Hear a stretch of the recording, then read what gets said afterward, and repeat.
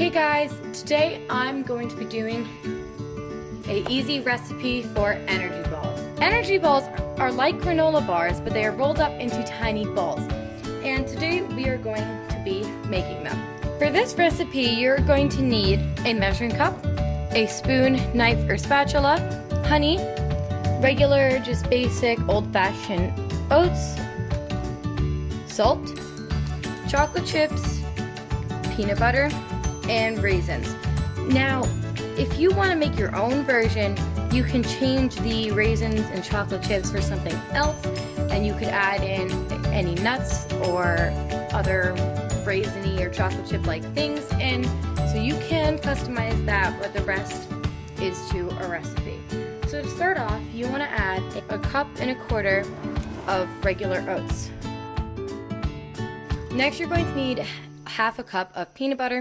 I recommend using creamy peanut butter, but if you want to have peanuts in there, you can just use chunky peanut butter.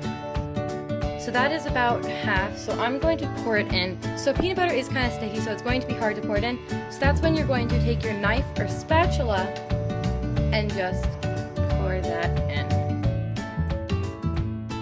So next you're going to need honey.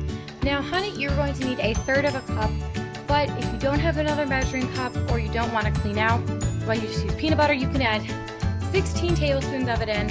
I'm going to use 16 tablespoons just because it's easier. So next you are going to need your chocolate chips. So you're going to want to add in a quarter cup of chocolate chips, and then you're going to want your raisins, which you're going to want to also add a quarter cup of in. And then you just want to add a pinch of salt, and then you're going to want to stir it around. Now make sure to stir it by going around the bottom and folding it over. Then you want to make sure that the honey and the peanut butter are mixed in totally with the oats and the raisins with the chocolate chips, because that way they will be totally even.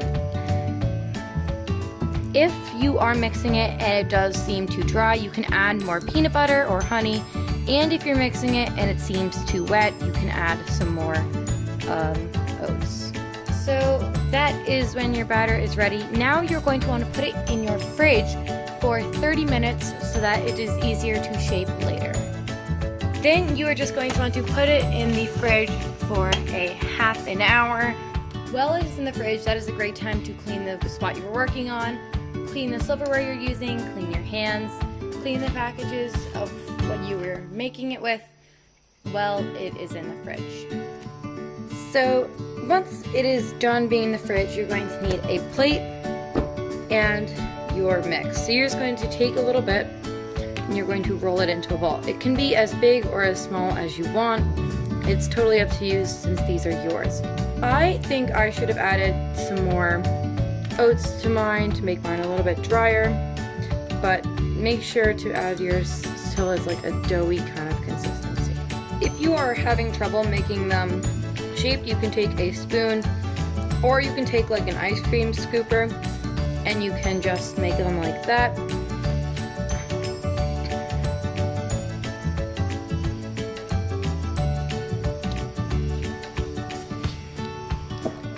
But pretty much this is the finished product. I love these so much.